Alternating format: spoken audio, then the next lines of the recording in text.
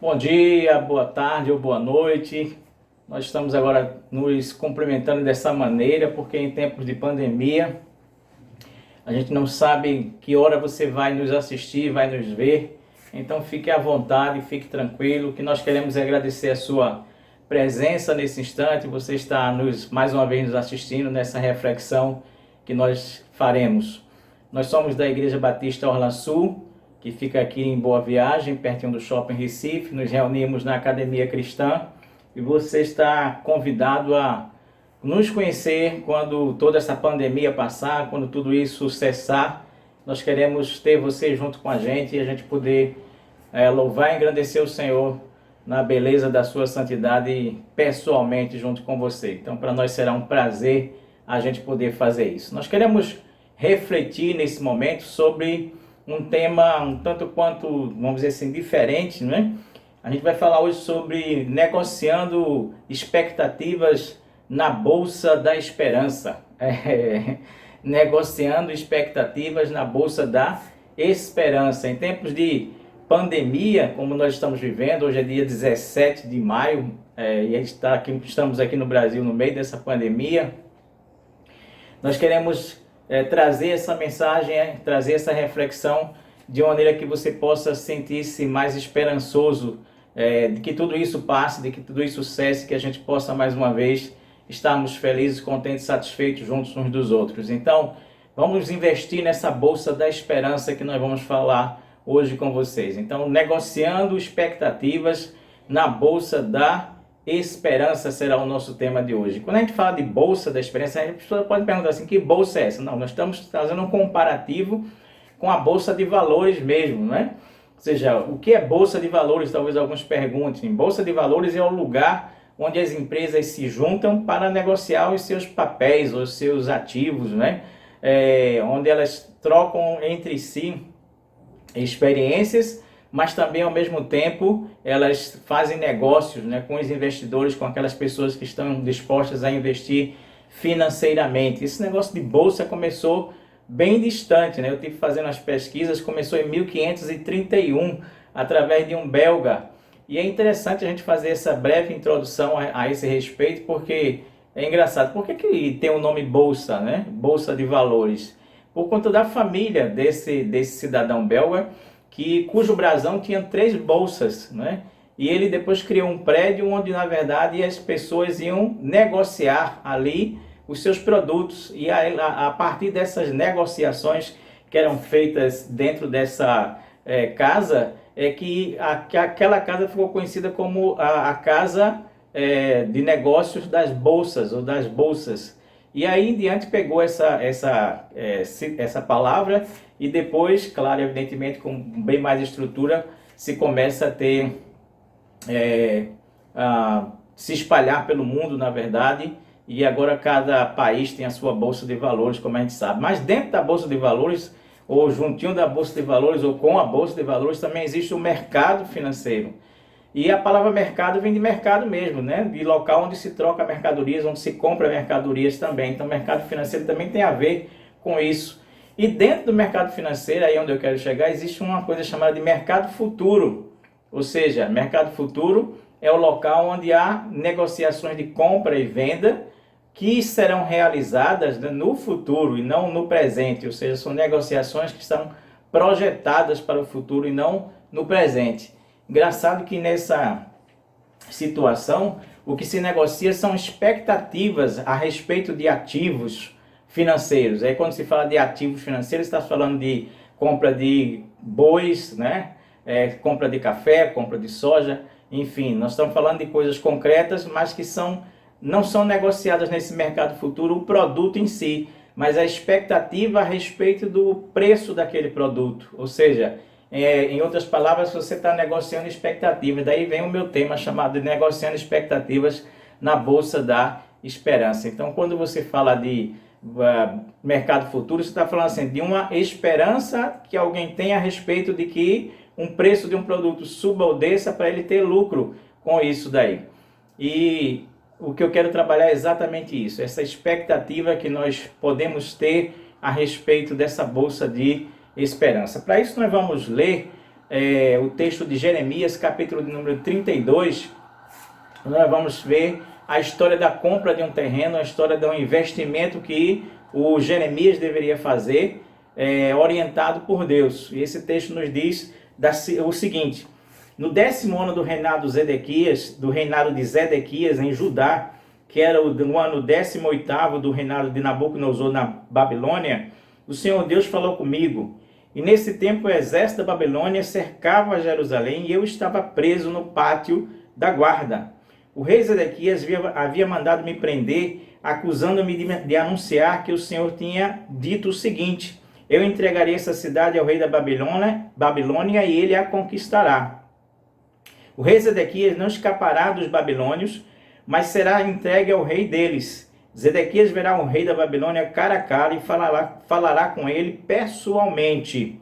Será levado para a Babilônia e ficará ali até que eu cuide dele.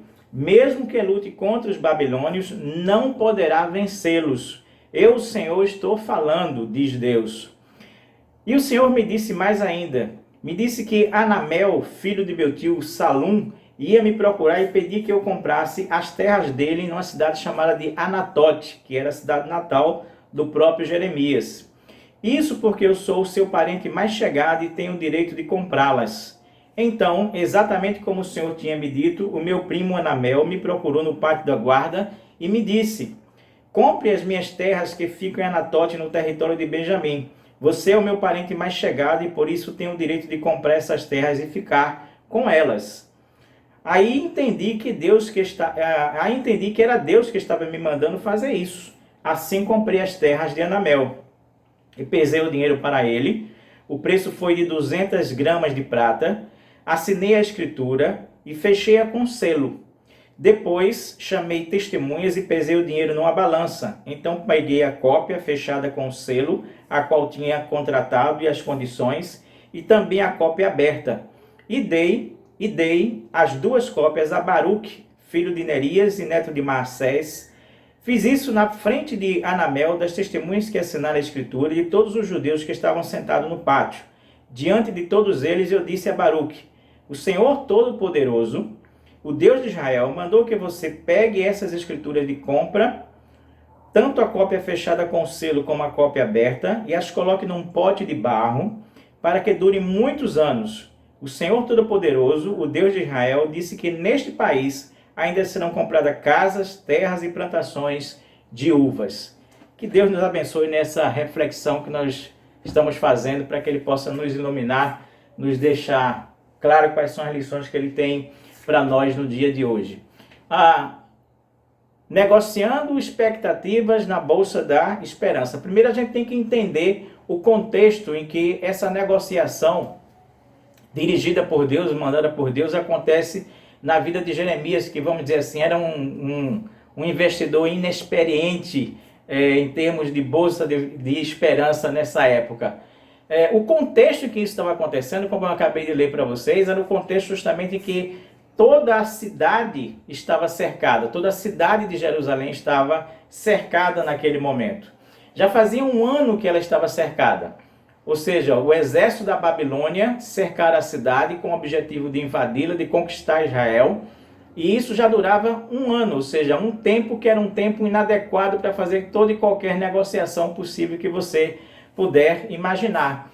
Era um tempo de uma cidade cercada, era um tempo em que Jeremias estava preso no pátio da guarda, porque o rei Zedequias não era daquele tipo de pessoa que gostava de ouvir aquilo que lhe contrariava. Aliás, existem muitas pessoas hoje em dia que são exatamente assim, dessa mesma maneira. São pessoas que elas só aprovam aquilo que são as suas teses, as suas próprias teorias, as suas próprias opiniões. Se alguém chegar com alguma coisa que escape, né, alguma coisa que seja contrário àquilo que ele acredita que são as suas teses, os seus paradigmas, ele certamente vai tentar calar essa pessoa, vai tentar emudecer essa pessoa, vai tentar, na verdade, fazer com que esse indivíduo não seja ouvido.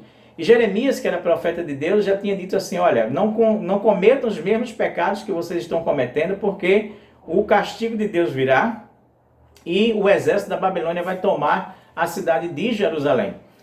Mas isso não era o que o rei Zedequias queria ouvir de jeito nenhum. Por isso Jeremias estava naquela hora preso no pátio da guarda, sem poder sair para canto nenhum nesse instante. O que eu estou querendo dizer é que era mais ou menos assim, Jeremias era prisioneiro de uma cidade prisioneira, ou seja, ele era preso dos presos. O texto nos diz que as próprias rampas, né, de acesso à cidade já estavam sendo construídas pelos babilônios naquele instante. Ou seja, já estava-se no último momento do sítio àquela cidade. Já estava no último momento da invasão, ou prestes a serem invadidos naquela cidade. As rampas naquele instante eram construídas de terra, de maneira que elas iam subindo os muros e não tinha como quem estava dentro derrubar essas rampas de terra, que os babilônios passariam por cima dela e entrariam na cidade consequentemente. Então, Jeremias, nesse instante, é um prisioneiro de uma cidade que é prisioneira. Mais ou menos como nós estamos aqui no lockdown, né? Nós estamos vivendo exatamente um momento de confinamento, de bloqueio absoluto, pelo menos aqui em Recife, nesse instante, né? De bloqueio absoluto da nossa cidade, onde as pessoas não podem andar de carro, a não ser, na verdade, nos dias em que as suas placas coincidam com os dias ímpares ou pares. Não podemos ir para canto nenhum a não ser no supermercado, na farmácia, ou para resolver alguma coisa de extrema necessidade. Mas não sendo assim, nós estamos absolutamente confinados durante esses próximos 15 dias, o que vai ser difícil, com certeza, para muitas pessoas que não estão suportando esse tipo de estilo de vida que nós estamos tendo graças ao coronavírus que nós estamos enfrentando. Então, não era momento para se fazer negócio nenhum. Mas, naquele instante, naquele momento, Deus diz para Jeremias assim, olha, o teu primo vai te procurar e você vai comprar o terreno que ele vai lhe oferecer. O nome desse primo, que era filho era Anamel, que era filho de um tio de Jeremias naquele instante, ele vai lhe procurar. E ao lhe procurar, você vai comprar esse terreno dele. E aquilo parecia absurdo. Para que eu vou comprar um terreno numa hora em que eu estou preso, a cidade está presa? Que sentido tem isso, né? Que sentido isso pode trazer para a minha vida? Mas quando Deus manda, a gente faz, né? A gente não discute com Deus, a gente simplesmente faz e realiza. E Jeremias faz exatamente aquilo. Como o primo dele o procurou, como Deus tinha avisado a Jeremias anteriormente, Jeremias diz, não, isso é coisa de Deus. Alguns podiam dizer assim, isso é negócio de Deus, não é? E aí a gente vai fazer, porque quando Deus manda a gente obedece. E Jeremias vai, pesa o dinheiro, que naquele momento eram gramas de prata, e entrega o dinheiro e passa a escritura é lavrada, a escritura é selada, é feita em duas cópias, uma cópia aberta e outra fechada, que era selada, e era assinada por Jeremias, por Anamel, e pelas testemunhas que estavam ali também presentes. Igualzinho a gente vai hoje, faz num cartório qualquer da cidade, quando a gente compra alguma coisa também.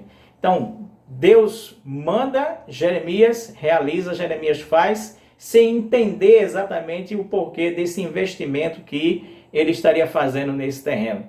Esse investimento era o investimento mais furado que podia existir naquele instante.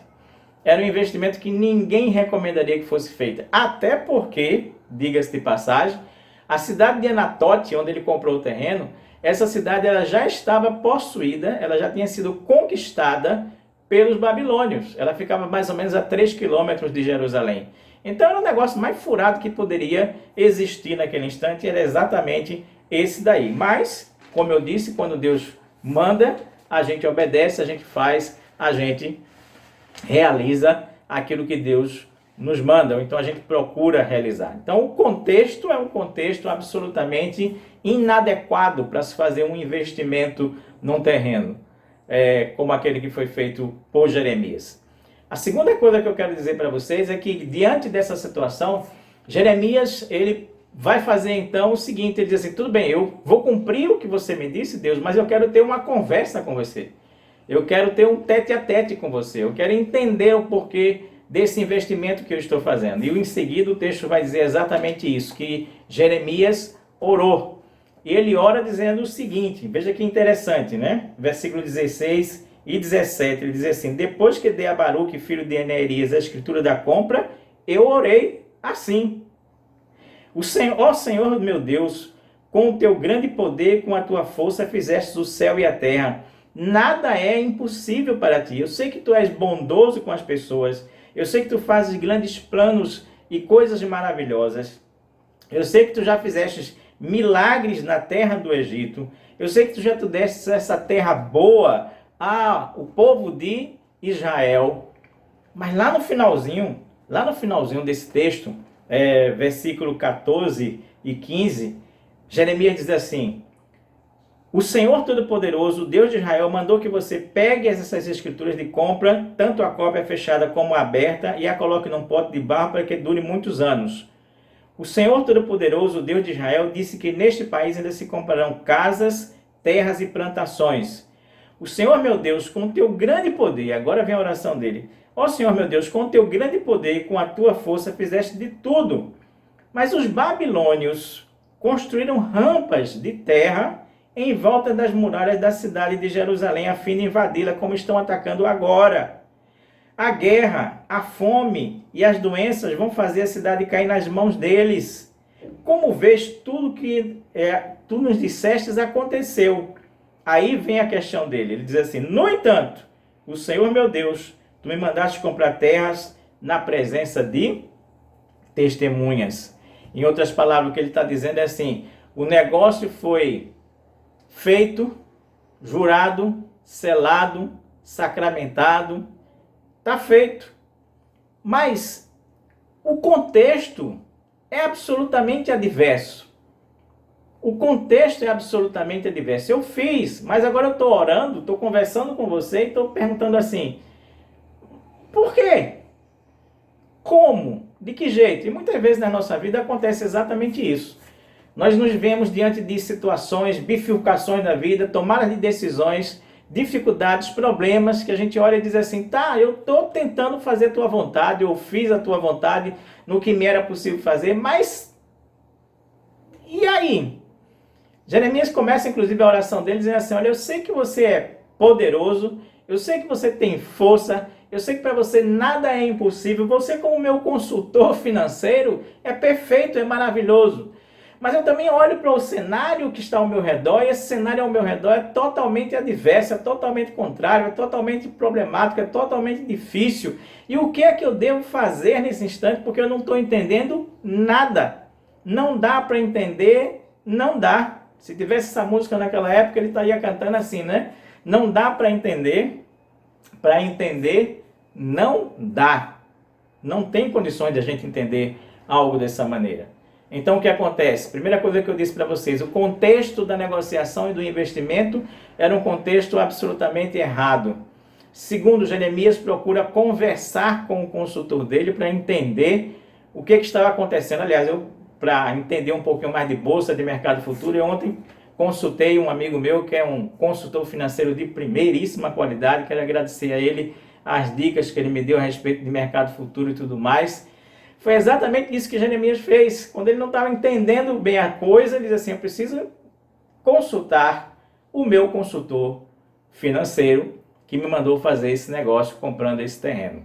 E aí então Deus vai conversar com ele. É a terceira parte da história que eu quero falar com você nesse instante. Jeremias então é chamado para entender do mercado futuro. Ele é chamado para investir na bolsa de esperança. Veja bem, há o negócio, há a oração de Jeremias, e agora Deus o chama para entender desse mercado futuro, dessa bolsa de esperança. Veja só, a partir daí Deus vai responder a Jeremias falando sempre de duas coisas.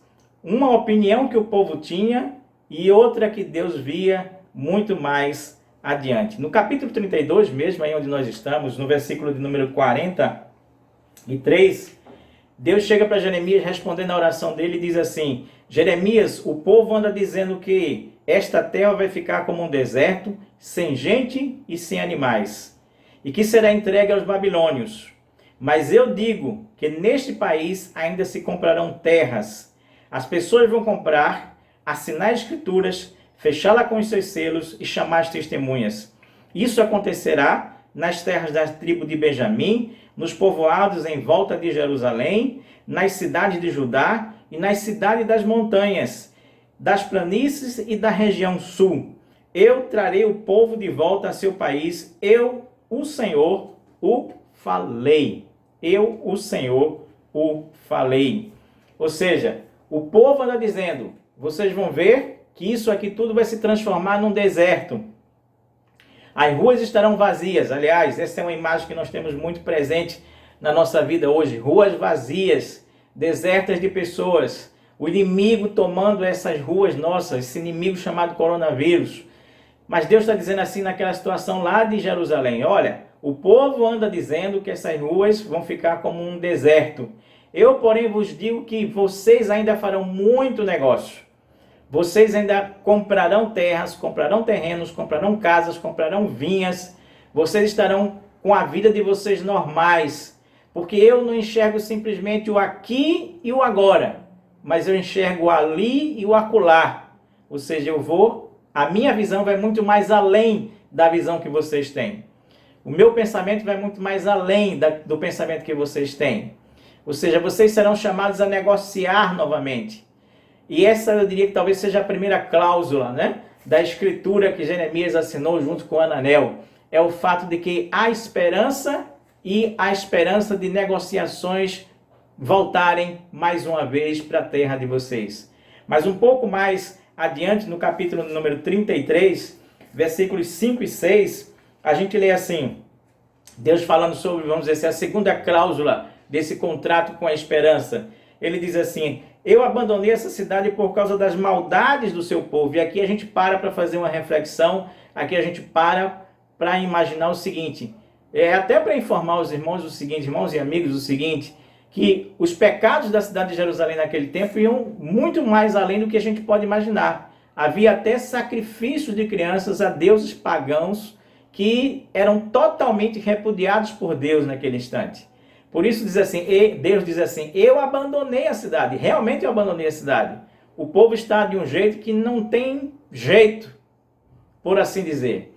E quando eu olho para o mundo antes da pandemia, eu noto mais ou menos a mesma coisa, um padrão que o mundo estava de vivência, de não reflexão, de abandono de valores, de exaltação de coisas que são simplesmente corruptas, inapropriadas, coisas que são terríveis que a gente pode relegar, tal qual o sacrifício de criança, mas estava acontecendo nas nossas ruas, nas nossas cidades. E a gente ficava cada vez mais boquiaberto com isso.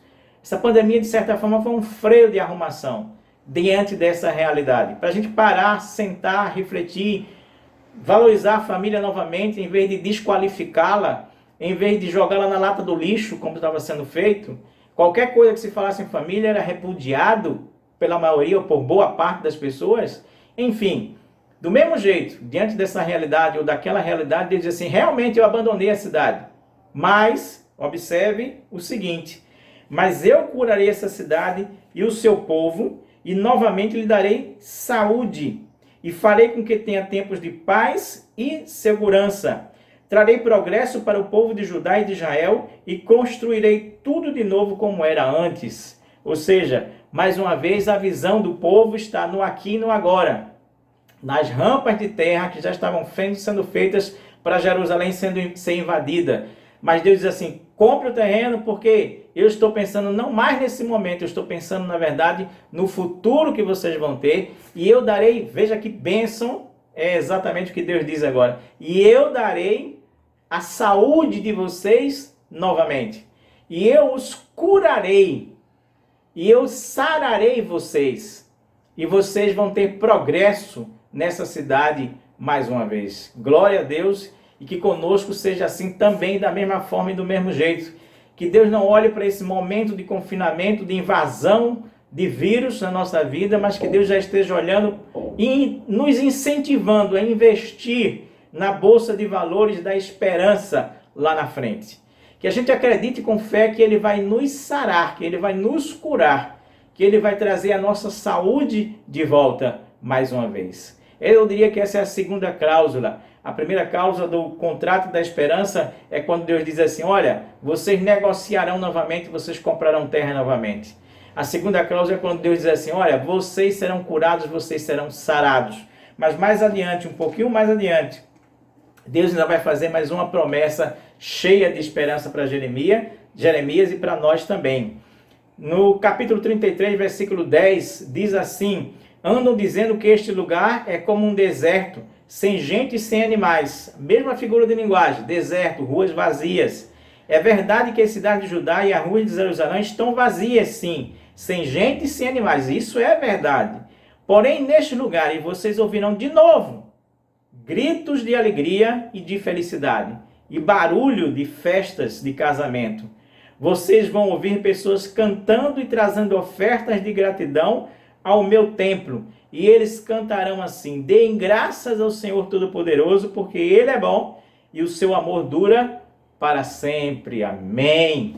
Ou seja, a terceira cláusula que Deus traz nesse contrato de Jeremias, nessa escritura de Jeremias, nesse investimento de Jeremias para a esperança e pela esperança e por esperança, ele dizer: olha, realmente as ruas de vocês estão vazias com essa invasão prestes a acontecer, mas vocês ainda ouvirão gritos de alegria e de felicidade.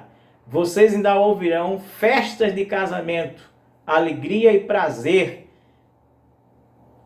no ajuntamento de vocês, nas celebrações de vocês, nos instantes que vocês estiverem felizes, contentes e satisfeitos. Ou seja, Deus, mais uma vez, Ele não está olhando para o aqui e agora, mas Ele está olhando para o adiante, o depois, a bolsa de futuro, o mercado futuro, o futuro da história da humanidade, o futuro da história daquele país. Deus sempre está olhando muito mais adiante do que a gente imagina. Deus sempre está vendo muito mais longe do que a gente imagina. O homem arrogante, ele enxerga um palmo à frente do seu nariz, ele acredita que está vendo quilômetros adiante, como Zedequias. Tem muita gente como Zedequias, que não quer ouvir aquilo que é contrário às suas teses, aquilo que é contrário às suas teorias, aquilo que é contrário às suas opiniões. Enxergam um palmo à frente do nariz e acreditam que tem a visão total de tudo que é a vida, de tudo que é o universo, de tudo, na verdade, que possa existir. Eles se acham donos da verdade muitas vezes. E Deus está dizendo assim: coitado, coitado.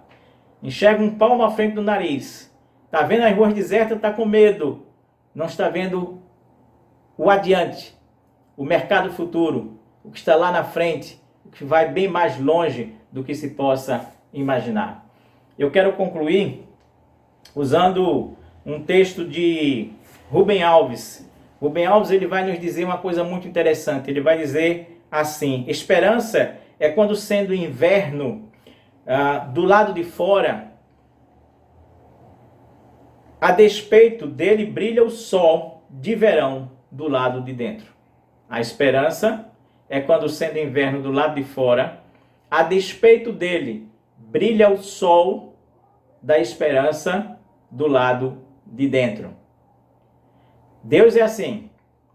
Apesar de ser inverno do lado de fora, e hoje está bem chuvoso aqui em Recife, mas dentro de nós deve brilhar o sol da esperança. Jeremias, que era um investidor inapto, era um investidor inexperiente, ele aprende, na verdade, que Deus não olha simplesmente para o aqui e para o agora, mas ele já está olhando para o mercado futuro, ele já está olhando para o que vem adiante, ele já está vendo o que vem depois. Por isso ele diz a Jeremias: compre, invista, porque o investimento que você está fazendo vai valorizar muito. E é interessante que aquele terreno que Jeremias comprou do seu primo, chamado de Anamel, a palavra do original hebraico é simplesmente um terreno vazio. Não é um terreno que tem construção. É um terreno que uma das possíveis interpretações até dele é ser um terreno quase que abandonado. Aqueles terrenos onde se joga ali coisas que não temos mais necessidade, de lixos e etc. E até é tão forte a expressão que diz assim: é um terreno onde pode até se encontrar um cadáver de alguém. Mas aí Deus vai dizer para Jeremias ainda um pouquinho mais adiante: nesta terra, que é a terra que ele comprou, nesta terra, que é um deserto sem gente e sem animais, ainda haverá pastos para onde os pastores poderão trazer os seus rebanhos. Os pastores ainda contarão as suas ovelhas nas cidades das montanhas e nas cidades da planície de Judá e da região sul, na terra de Benjamim, nos povoados em volta de Jerusalém e nas cidades de Judá. Eu sou o Senhor que estou falando. Eu sou o Senhor que estou falando. Então, Jeremias, se hoje o cenário é controverso, é adverso, é contrário, fique tranquilo. Fique tranquilo, porque o investimento que eu estou mandando você fazer na Bolsa de Esperança do Futuro, ele é garantido por mim. E você terá felicidade, você terá lucro. Os pastores farão desse terreno um terreno onde vão apacentar as suas ovelhas. E ali haverá paz, haverá segurança e haverá felicidade. Que nós possamos tomar essa promessa para cada um de nós. Que nós possamos, em meio a essa pandemia, às ruas desertas, ao inimigo que nos espreita em todo e qualquer lugar, possamos ainda investir com Deus, investir em Deus, investir ao lado de Deus, esse nosso grande consultor para a existência humana. Que Ele possa nos ensinar cada vez mais através da sua palavra, porque nós agradecemos e oramos a Ele. E eu quero terminar com uma frase que eu sempre termino minhas palestras, porque sem Ele nós não somos nada, absolutamente nada. Sigamos a orientação de Deus, sigamos as suas dicas da vida, sigamos aquilo que Ele tem proposto para nós, mesmo que pareça absurdo, mas mesmo assim, vamos fazer isso, porque Ele está enxergando muito mais além do que nós podemos ver, do que nós podemos enxergar. Que Deus nos abençoe. Amém.